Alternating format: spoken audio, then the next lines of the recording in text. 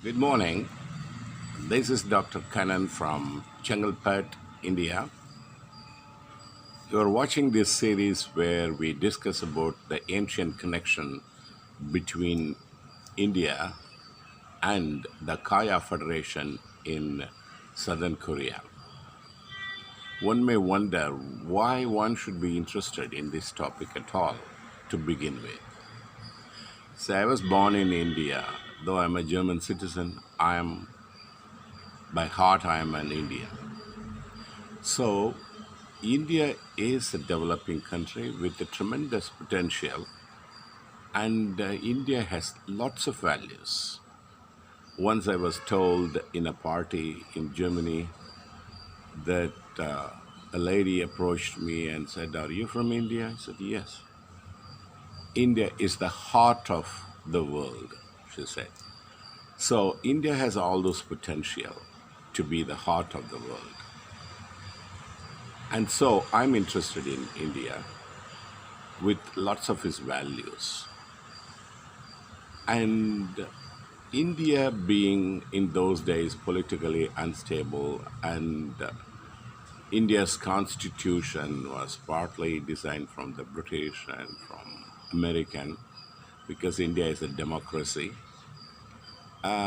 But the investments initially, one would expect that India would receive it from the colonial power, UK, and also its associate from America. But actually, the investments were not that much from those Western countries. Though for ancient Indians, it was the East which was more important for them. Though for trade relations, they had trade with the Greek and Romans, but for more wealth, they were focusing on the East. But for some reason or other, the post-independent India never paid attention to the East. To my surprise, I realized that it is not America or the UK that invested in India in large sums, but that is Korea. From nowhere, they came down and invested so much in India. For example, the second biggest car manufacturing factory in the world after Ulsan is in Tamilnadu. So Sri Perumpudur is a place where they have the biggest Honda. It's Hyundai, Hyundai factory from Korea. So one wonders like why Hyundai has spent so much of money in investing in Tamil Nadu particularly, not anywhere else in India. And later when I have a conversation with the ambassador of Korea to India, he was telling me that more than 4,000 Koreans are living in Chennai, and more than several hundred companies are situated in and around Chennai. So he says probably this is not a coincidence. There must be a reason. And Byoung Mo, Professor Kim says that it is due to a transference, a phenomenon called transference. A transference could be called in Tamil as Rattabasam. What is a Rattapasam? Rattapasam is like you have an inclination towards this other person unknowingly, that you are being attracted. And so definitely the Koreans had a transference and invested in Tamil Nadu. So that's one thing. The second thing is I lived in Korea for 8 years and I moved with those people. And I found there's a lot of, you could easily be, especially for the Tamils, you could easily be friends with Koreans for various reasons. I was in this beautiful museum in Gwangju, in southern part of South Korea. I thought like I was in a Indian museum because there's so much of Indian artifacts there. So I never felt I was in Korea, but nevertheless, it was so interesting. While I was leaving that museum, a lady approached me and asked me, like, "Are you from India?" I said, "Yes, ma'am." And have you ever wondered why we call our father Appa and the mother Amma? I said, "Yes, I also wondered about that, but I never inquired enough on that. Do you have a reason for that?" She said, "Yes, we have a reason. And the reason is that long back there was a queen from India came here, and she helped our Kim Suro to establish a federation called Kaya. And then she told how my children call me. They call the parents like Appa and Amma. The entire Korea should call their parents like that." You may wonder, like, is it really, is it that?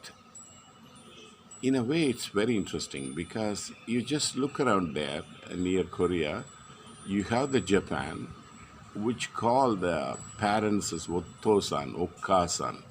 It's very different from Appa and Amma.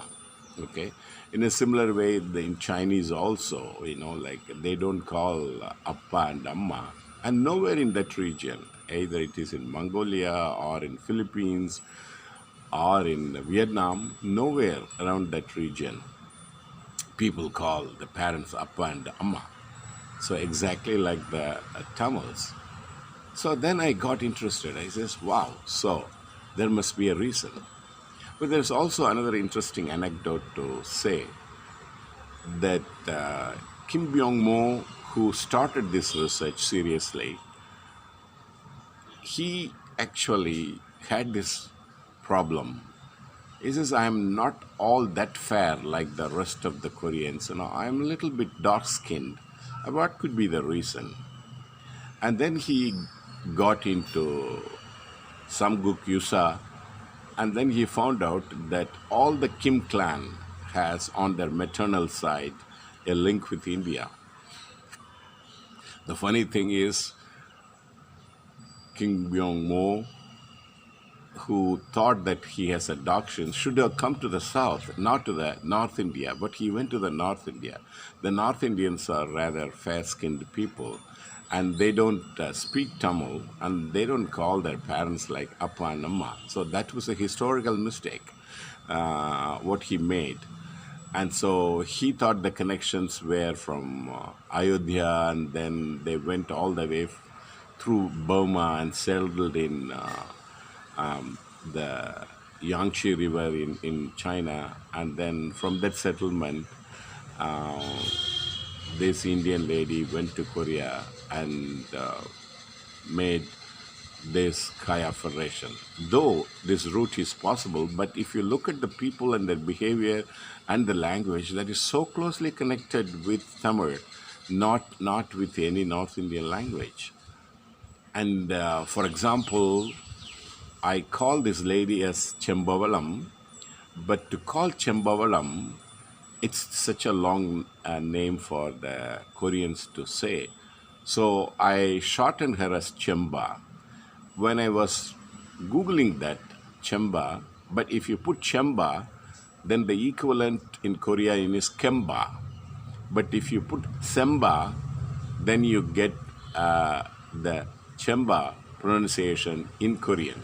So you see the difference in Korean for the different pronunciation of Sa. Okay, there is no real pronunciation. Whereas in Sanskrit, we call it as the Varga. So the Cha sound could be 4 different types. Cha, Sa, Ja, Ja, like that. And for Ka and the whole lot of letters, they have different pronunciation. Whereas in Korean, like in Tamil we don't have that Varga difference. So when I looked into this Chemba, and then the Cha is very unique. So it is, though I put Semba, but it says Chemba. And the Ba is again like, say in Tamil also, when I say, though I call it as Chemba, but I write it as Chempa, the Pa, because in Tamil we have only one Pa. We don't have Pa, Ba, Ba, like that. It's very similar in Korean also. So, for example, the Korean city is called Busan, but they write it as Busan, Busan. So when you ask why do you write Busan, because it's in there between Busan and the Busan.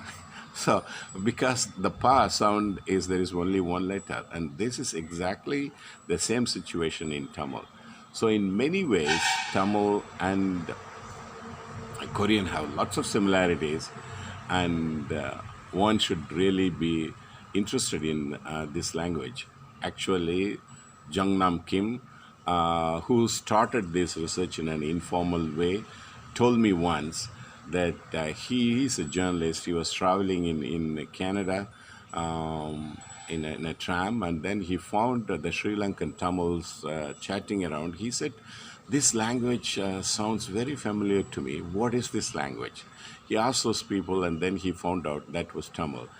And so this is what the transference is. Certainly, there is a clear connection, and that's where I have to actually prove this connection through the Silk Route, or I may call it as a spice route from the southern India, especially from Apyutu, from Nagapattinam, or from any ports on the Kurkai, any ports in the South India, and also the antiquity. The story begins in year 49 Common Era, and in those times, Ayodhya never existed with that name. And it is only the southern Indians, especially the Tamils and the Cheras and the Ai people and the Pandyas have been on the sea for ages already. And so even if you look into the antiquity, it is actually Tamilnadu, which is really connected with Korea.